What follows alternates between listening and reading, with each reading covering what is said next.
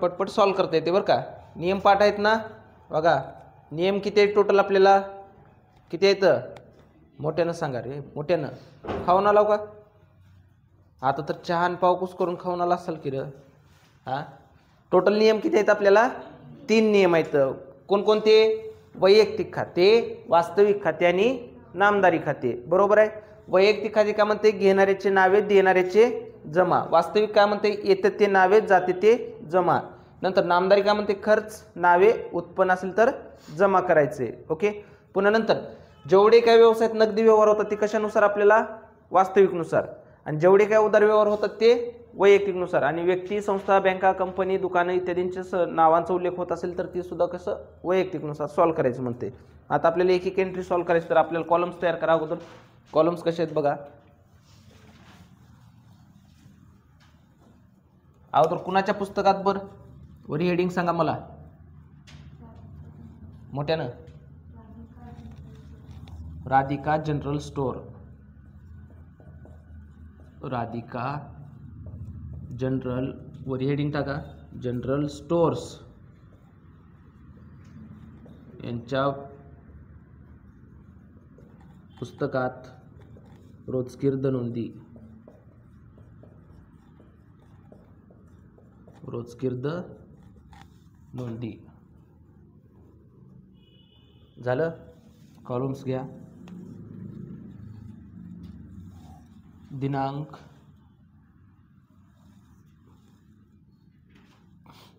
विवरण, खातेपान, नावे राशी आणि जमा राशी. कॉलम्स ज्यांना माहीत नाही त्यांनी इकडं सांगा मला, मी करून दाखवतो. पट्टी आहे का नाही. झालं. कॉलम्स कसे आहेत बरं आपले, हो का. पहिलं कॉलम कोणतं आहे बरं आपलं, दिनांक. तपशील म्हणजेच विवरण. ओके. नंतर नेक्स्ट कोणतं आहे बरं, खातेपान. खातेपान कसं लिहायचं हो का, इथं खोपा लिहित चाल बरं का. नंतर नावे राशी आणि जमा राशी. इथं नावे जमा जरी लिहिलं तरी चालतंय. लक्षात लिहा, पटपट लिहा.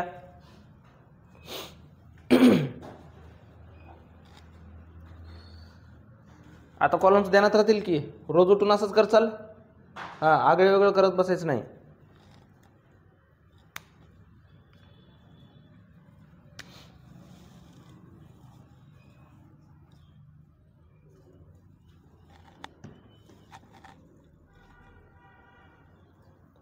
झालं. हां बा लक्ष द्या. कुणाच्या पुस्तकात सॉल्व करायचे आपल्याला, राधिका जनरल स्टोर्स यांच्या पुस्तकात. हे राधिका जनरल स्टोर्स हे दुसरं कुणाचं नसून हे आपलं स्वतःचं आहे असं समजायचं बरं का. आपल्याला कधी पण कुठलेही क्वेश्चन सॉल्व करायला तर अकाउंटचं, तर ते कुणाचं वेगळं आहे असं समजायचं की आपल्याला नाही, तर ते आपलं स्वतःचं आहे. म्हणजे आपलं स्वतःचं आहे असं समजल्याशिवाय आपल्याला क्वेश्चन सॉल्व करता येत नाही. कारण आपण तिथं आपल्याला स्वतःला आपण इमॅजिन करत असतो तिथं. म्हणजे आपल्या हातातून व्यवहार कसे होईल ते आपल्याला कळतं. आलं लक्षात. मग आता राधिका जनरल स्टोर्स हे कुणाचं आहे बरं, ते आपल्या स्वतःचं आहे. मग आता स्वतःचा आपण व्यवसाय चालू करतो. मग व्यवसाय चालू करतो वेळेस आपल्याला पहिले व्यवहार काय तर झाले म्हणते तिथं. तर पहिले व्यवहार काय म्हणते बघा बरं, वाचा बरं काय म्हणते. हा रुपये 1,00,000 रोख आणून व्यवसाय प्रारंभ केला म्हणते. ओके. मग आता व्यवसायाची सुरुवात केली ना, किती रुपये आणून म्हणते बरं, 1,00,000 रुपये आणून सुरुवात केली म्हणते. आपण काल सांगितलं बा, कुठल्याही व्यवसायाची सुरुवात करायची असली तर आपल्याला 5 पांडव आहेत आपल्यासाठी. कोणकोणते होते बरं आपल्याला, भांडवल, खर्च, संपत्ती, देयता आणि उत्पन्न. ह्याच्याशिवाय आपण व्यवसाय चालू करू शकतो का, नाही. मग आता बा कुठले व्यवसाय सुरुवात करायचं म्हणल्यावर भांडवल अगोदर गुंतवावं लागतं का नाही आपल्याला. मग तेच आपल्याला भांडवल किती रुपये गुंतवणूक केले म्हणते बरं, 1,00,000 रुपये गुंतवणूक केले म्हणते. पण कसं, वस्तू आणून केले का पैशानं केले बरं, रोख आणून. तिथं शब्दच म्हटले का नाही आपल्याला, सरळ सरळ मराठीत आहे बघा. रुपये 1,00,000 रोख आणून, कसं रोख आणून व्यवसायाची सुरुवात केली म्हणते. बरोबर आहे. मग आता व्यवसाय सुरुवात केली म्हणल्यास कसं, त्याची कंपल्सरी एंट्री ध्यानात ठेवायचं. काय काय आणले ते नावेला घ्यायचं. काय म्हणाले, काय काय आणले ते नावेला घ्यायचे. काय आणले इथं, रोख. तर रोख खाते नावे. तर खाली ते काय म्हणून आणले बरं त्यानं, भांडवल म्हणूनच आणले ना. तर खाली काय, भांडवल खाते जमा. भांडवल खाते जमा. मी लिहितोय कसं बरं का, इथं वरी रोख खाते नावे सुरुवातीपासून लिहिलोय. आणि खाली भांडवल खाते जमा हे थोडं अंतर ठेवून लिहिलोय का नाही, जमा बाजू ही कधी पण थोडं अंतर ठेवून लिहायचे आपल्याला. तारीख दिली का आपल्याला तिथं, नाही क्रमांक आहे ना 1 नंबर, तर 1 नंबर टाका दिनांकामध्ये. अमाऊंट किती रुपये आणून नाही बरं 1 लाख, तर लिहा मग इथं 1 लाख डॅश 1 लाख. रोख खाते नावे किती 1 लाख, तर भांडवल खाते जमा 1 लाख. आता ह्याची परत एकदा सांगतोय कसं ध्यानात ठेवायचं ह्याला बरं. व्यवसाय प्रारंभ केला किंवा व्यवसायाची जर सुरुवात जर केली, काय काय आणून ते रोख आणून करू शकतात किंवा कुठलीही संपत्ती आणून करू शकतात. लक्षात. पण जे आणले ते कुठं घ्यायचे आपल्याला नावेला, जे आणले ते कुठं घ्यायचं नावेला, आणि ते सगळं मिळून आपल्यासाठी काय असते भांडवल, म्हणून भांडवल खाते जमा झालं. रोख खाते नावे भांडवल खाते जमा. किती रुपये बर 1 लाख. ह्याला नियमात बसायची गरज नाही. ओके, कंसात घ्या, खाली कंसात तरटीप कंपल्सरी लिहायच्या बरं का. टिप कंसात रोखीने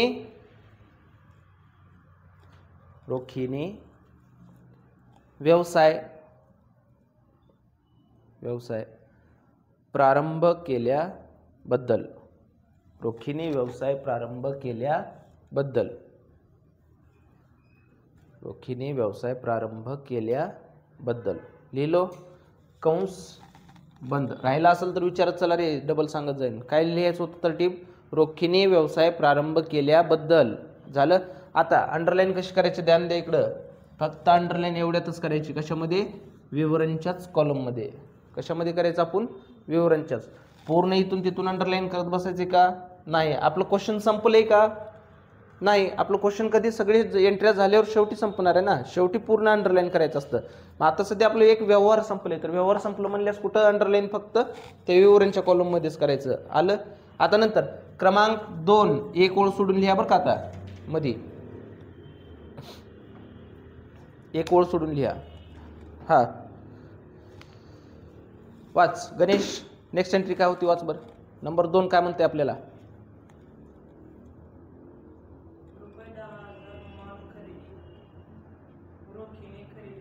हा किती रुपयाचं म्हणते बरं, रुपये 10,000चा माल रोखीने खरेदी केला म्हणते. ओके, आता रोखीने म्हटल्यानंतर नगदी झालं का उधार झालं बरं ती व्यवहार, कसं झालं मोठ्यानं, नगदी झाला. मग नगदी म्हणल्यास वैयक्तिक येईल का वास्तविक येईल का नामदार येईल बरं, वास्तविक येते. वास्तविकचं नियमितच आहे बघा. वास्तविकचं नियम काय म्हणते, येतं ते नावे आणि जातं ते जमा म्हणते. मला सांगा आपण माल खरेदी केला ना, किती रुपयाचा खरेदी केला बरं माल, 10,000चा. मग आता खरेदी केल्यानंतर आपल्याकडे काय येते बरं, खरेदी म्हणजे आपणच केलो ना, आपल्याकडे काय येले बरं, पैसे येतात का. तुम्ही बघा दुकानात गेलात बरोबर आहे, नगदी माल खरेदी केलो आपण, नगदी घेतल्यानंतर आपल्याकडे काय येते, वस्तू किंवा माल म्हणतो बरोबर आहे ना. जाते का आपल्याजवळ रोख, म्हणजे पैसे जाणार आहेत ना आपल्याजवळ. मग आपल्याजवळ माल येते, पण कोणतं त्या मालाचं नाव घेतलं का आपण इथं नाही. तर मालाचं नावाचा जर उल्लेख जर नसेल तर तिथं खरेदी किंवा विक्री शब्द वापरायचं. काय वापरायचं, खरेदी किंवा विक्री. आपण सध्या खरेदी करतोय म्हणून काय येईल बरं इथं शब्द, खरेदी खाते नावे. तर खाली जायले काय येतं ते नावे केलो, येले का आपल्याकडे माल पण कशा स्वरूपात, खरेदीच्या स्वरूपात येले, पण जायले काय आपल्या जवळून रोख, म्हणून रोख खाते जमा. खरेदी खाते नावे रोख खाते जमा. एंट्री लिहून घ्या. अमाऊंट किती रुपयाचं बरं, 10,000. 10,000 10,000. कंसात तरटीप लिहा, तरटीप कंपल्सरी कंसात, मी लिहित नाही. रोखीने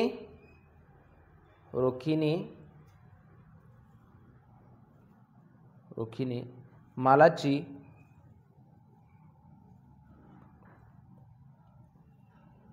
खरेदी केल्याबद्दल, बद्दल कंपल्सरी म्हणायचं.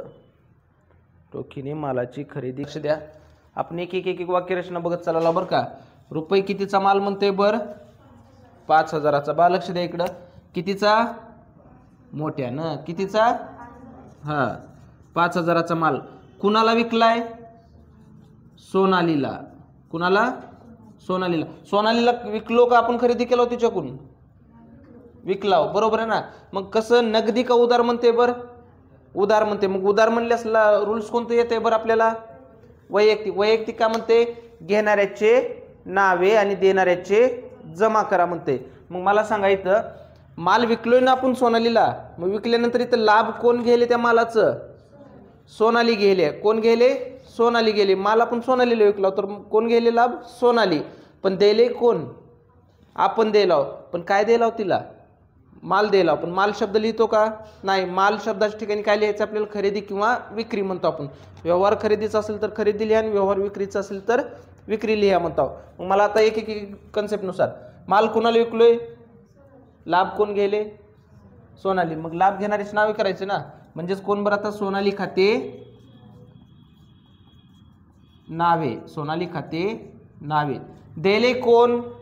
आपण. पण स्वतःच्या पुस्तकात स्वतःच नाव येते का? नाही. आपण काय द्यायला? माल द्यायला. पण मालाच्या व्यतिरिक्त आपल्याला शब्द का वापरायचे? विक्री ना. आता घ्या मग इथं विक्री खाते जमा. विक्री खाते जमा. कितवा क्रमांक आहे? तिसरा. तरटीप लिहा. अगोदर अमाऊंट सांगा. किती रुपयाचा? 5,000 ना. 5,000. 5,000. प्रत्येक एंट्री आपल्याला नियमात बसवत चालायची आहे. प्रत्येक टिप. मालाची नगदी का उधार बर? उधार. मालाची उधारीने विक्री केल्याबद्दल कुणाला ते तिथं वरी नाव आहेच ना. मालाची उधारीने विक्री केल्याबद्दल. झालं. चलो अंडरलाईन. मध्ये एक एक ओळ सोडा लाव ना. हा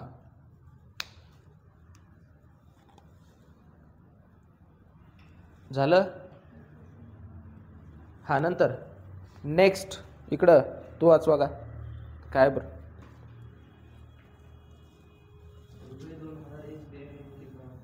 हा रुपये किती म्हणते बरं? 2,000. कोणत्या बँकेत जमा केले? SBI. मी आता सांगितलं होतं बा, कुठल्याही बँकेचं नाव आलं, संस्थेचं नाव आलं, कंपनीचं नाव आलं, दुकानाचं नाव आलं किंवा कशाचंही नाव आलं, नावाचा उल्लेख जर होत असेल तर ती कोणत्या रूल्सनुसार सॉल्व्ह करायचं म्हणतो आपण? वैयक्तिक खात्यानुसार सॉल्व्ह करायचं म्हणतो. कोणत्या? वैयक्तिक. वैयक्तिक का म्हणते? घेणाऱ्याचे नावे देणाऱ्याचे जमा म्हणते. मग मला सांगा, आपण बँकेत भरलो का बँकेतून पैसे काढला बरं? भरलोय ना आपण. किती रुपये भरला बरं? 2,000. मग बँकेत पैसे भरल्यानंतर त्या पैशाचा लाभ बँक घ्यायला आहे का आपण घ्यायला बरं? बँक घ्यायला आहे, बरोबर आहे ना. मग इथे एंट्री कशी होईल बरं? कोणती बँक घ्यायला आपण? SBI. म्हणजे SBI खाते नावे. SBI खाते नावे. घेणाऱ्याचे नावे केलो. द्यायले कोण? काय द्यायला? रोख द्यायला. म्हणून रोख खाते जमा. रोख खाते जमा. किती रुपये बर? 2,000. 2,000 घेतलो. कितवा क्रमांक आहे आपलं? 4था.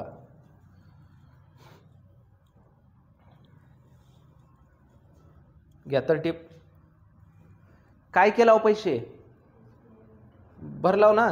मग घ्या. मग बँकेत रक्कम भरल्याबद्दल किंवा जमा केल्याबद्दल किंवा भरणा केल्याबद्दल काय लिहायचंय तुमच्या मड्यानुसार लिहा. बँकेत रक्कम भरल्याबद्दल.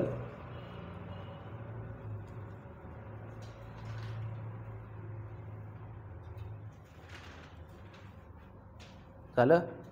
भरलो का रे बँकेत पैसे? हां. पुन्हा जाऊन काढून आणा. हा नेक्स्ट बोमला वाचा. पवार. कुणाला? अमितला का? सुमितला. ओके. किती दिलेत रे? लक्ष द्या इकडं. किती रुपये दिलो? 3,500. कुणाला? सुमितला दिला. बरोबर आहे ना. कुणाला म्हणते? सुमितला दिला. सुमित कोण आहे? सुमित कोण आहे? आम्हाला काय माहित म्हणावं, तुम्हाला माहित म्हणावं, तुम्ही नाव दिलं आहे की नाही. सुमित व्यक्ती आहे ना, सुमित व्यक्तीच आहे की. ती बारकं लेकरू आहे का मोठा आहे का म्हातारा आहे आपल्याला त्याच्याशी घेणं देणं नाही. सुमित कोण आहे आपल्या नजरेमध्ये? फक्त व्यक्ती आहे. आणि व्यक्तीचं नाव आलं याचा अर्थ रूल्स कोणतं लागू पडते आपल्याला? वैयक्तिक. सुमित व्यक्ती असल्यामुळे कोणतं? वैयक्तिक. मग वैयक्तिकचं नियम काय म्हणते? घेणाऱ्याचे नावे देणाऱ्याचे जमा. मग आपण सुमितला दिलाव का सुमितकडून घेतलाव? काय म्हणते वाक्य? दिले ना. मग दिले म्हटल्यानंतर इथं लाभ कोण गेले बरं त्या पैशाचं? सुमित गेले. बरोबर. सुमितला दिल्यानंतर पैसे लाभ कोण घेणार? त्या पैशाचा लाभ सुमितच. मग दिले कोण? आपण द्यायला. मग अगोदर एक एक कन्सेप्ट बघा. अगोदर इथं लाभ कोण गेले? सुमित. घ्या रे. सुमित खाते नावे. दिले कोण? काय द्यायला? रोख. म्हणून रोख खाते जमा. सुमित खाते नावे, रोख खाते जमा. किती रुपये द्यायला बरं? 3500. 3500. कितवा क्रमांक होता? 5.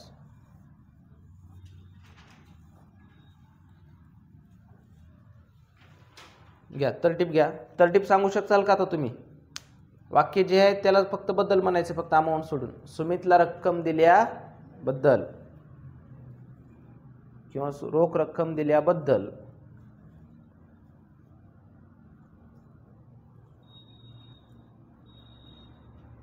सुमितला रक्कम दिल्याबद्दल लिहा किंवा रोख रक्कम दिल्याबद्दल. झालं? झालं का बघा? हां सूर्यवंशी वाचा. हां कितवा क्रमांक आहे ते आता? 6वा. काय म्हणतोय बरं? पगार दिले. ओके. काय दिले? पगार दिले. रुपये किती दिले म्हणते बरं? पगार 2000.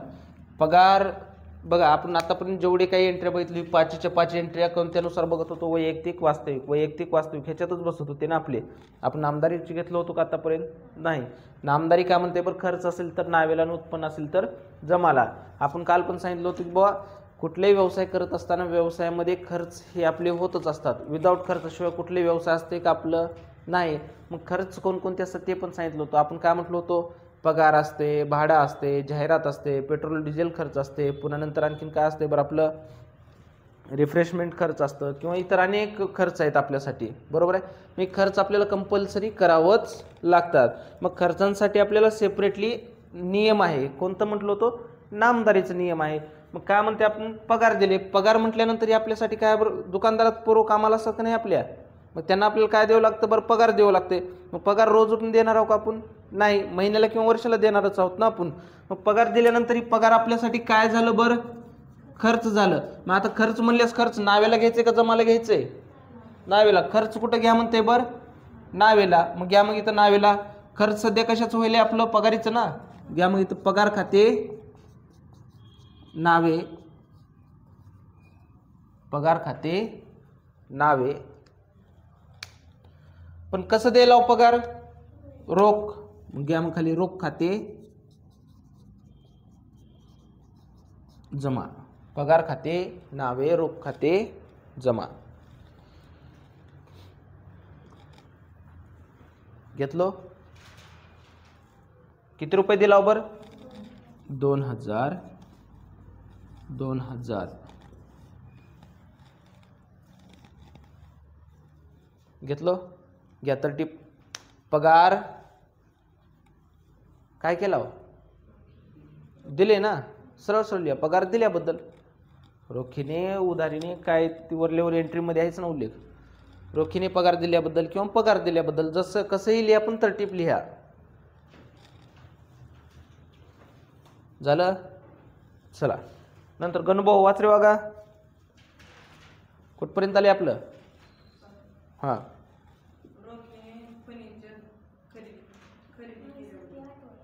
ते 8 आहे की रे. 7 वाजूक राहिले की त्याच्या अगोदर काही ना. हां भाडखाऊला भाडी दिली ती बघावं लागेल की नाही आपल्याला. हां बा आता काय दिले म्हणते बरं? भाडे.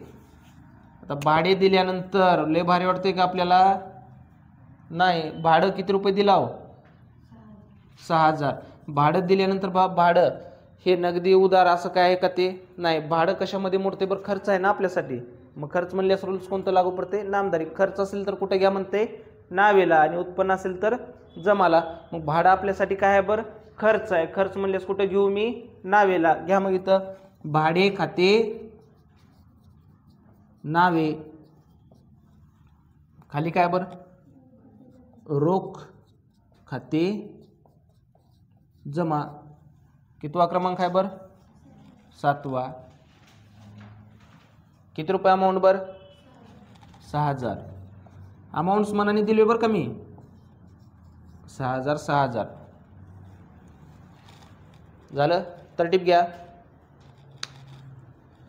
रोखीने भाडे दिल्याबद्दल किंवा भाडे दिल्याबद्दल जसं लिहायचंय तसं लिहा. रोखीने भाडे दिल्याबद्दल किंवा भाडे दिल्याबद्दल. ते किंवा म्हणून तसं बी लिहिचाल. दोन्हीपैकी कुठलेही एक वाक्य लिहा. कसं म्हणते बर? रोखीने काय खरेदी केले? फर्निचर खरेदी केले. किती रुपयाचं म्हणते बर? 15,000चा. रोखीने याचा अर्थ काय बरं? नगदी का उधार बरोबर? रोखीने म्हणजे काय? नगदी. रोखीने म्हणजे काय? नगदी घेतला. काय घेतला बरं? फर्निचर घेतला. मग नगदी म्हणल्यास रूल्स कोणतं लागू पडेल बरं? कोणतं? वास्तविक खाते. वास्तविक काय म्हणते? येतं ते नावे करा आणि जातं ते जमा करा म्हणते. बरोबर आहे. आता परत एकदा वाक्य बघा बरं. काय म्हणते? रोखीने फर्निचर काय केले म्हणते? खरेदी केले. मग खरेदी केल्यास मग आपल्याकडे येतं ते नावे करायचे. मग फर्निचर खरेदी केल्यास आपल्याकडे काय येते बरं? आपल्याकडे काय येते? फर्निचर. मग आपल्याजवळून जाते काय बरं? रोख जाते. म्हणजे एंट्री कशी होईल बरं? तिथे जागा नाही, मी इथं लिहितो फर्निचर खाते नावे. तर खाली येतं ते नावे केलो. फर्निचर लिहून फर्निचर खाते नावे. जाते काय आपल्याजवळून? रोख. म्हणून रोख खाते जमा. फर्निचर खाते नावे, रोख खाते जमा. किती रुपये अमाऊंट बरं? 15,000. लिहा मग 15,000 15,000 15,000. कितवा क्रमांक होतोय आपलं? 8वा. घ्या तरटीप घ्या. तरटीप. रोखीने काय खरेदी केला हो? हा घ्या मग. रोखीने फर्निचर खरेदी केल्याबद्दल. रोखीने फर्निचर खरेदी केल्याबद्दल. झालं.